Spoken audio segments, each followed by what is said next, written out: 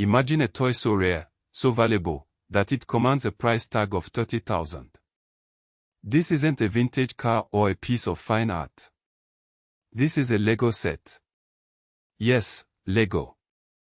Those colorful plastic bricks that have been a staple of childhood playrooms for decades have evolved into a high-stakes collector's market, where sets can fetch astronomical sums. But how did we get here? How did a simple Danish toy transform into a luxury item? The story begins in 1932, in the small town of Billund, Denmark, where Åke Christiansen founded the Lego Group. Initially producing wooden toys, the company transitioned to plastic bricks in the late 1940s, laying the foundation for what would become a global empire. Fast forward to the late 1990s, and Lego found itself at a crossroads.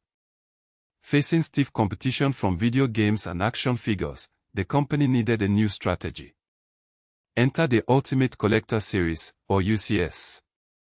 Launched in 1999 in partnership with Lucasfilm, the UCS line marked a shift from toys for children to hobbyist collectibles for adults. These sets were larger, more detailed, and significantly more expensive than anything Lego had produced before. The first UCS sets were based on the Star Wars franchise, a partnership that would prove to be a goldmine.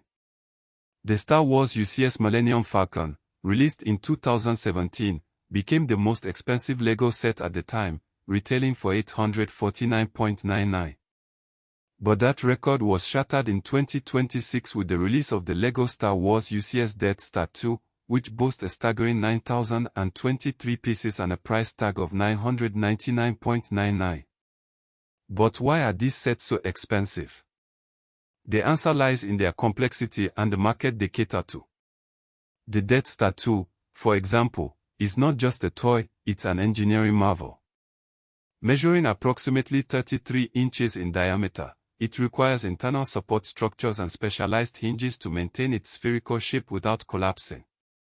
It's a set designed for display, not play, aimed squarely at the adult fan of Lego, or AFOL, demographic. And it's not just the new sets that command high prices. The secondary market for vintage Lego sets is booming. Mint-condition copies of the Lego Star Wars UCS Cloud City, originally released in 2003, have sold for as much as $9,500 on eBay. Meanwhile, the Lego 375-2 Yellow Castle, released in 1978, can fetch between $8,450 and $10,000 if sealed. But the pinnacle of Lego rarity is the so-called Cox House, a prototype or extremely rare early set from the 1930s or 1940s that has reportedly sold for $30,000. However, this set is more corporate memorabilia than a consumer product, making it a unique piece of Lego history. Yet, for all their value, these sets have no connection to African history. Lego is a Danish company, and its most expensive sets are primarily marketed in North America, Europe, and Asia.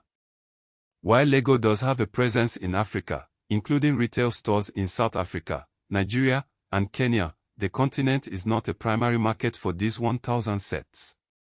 The high cost relative to average income in most African nations limits their accessibility. So, what does the future hold for the most expensive Lego sets ever? As long as there are collectors willing to pay top dollar for intricate, high-quality builds, the market will continue to thrive. And with Lego constantly pushing the boundaries of design and engineering, who knows what marvels await us in the years to come.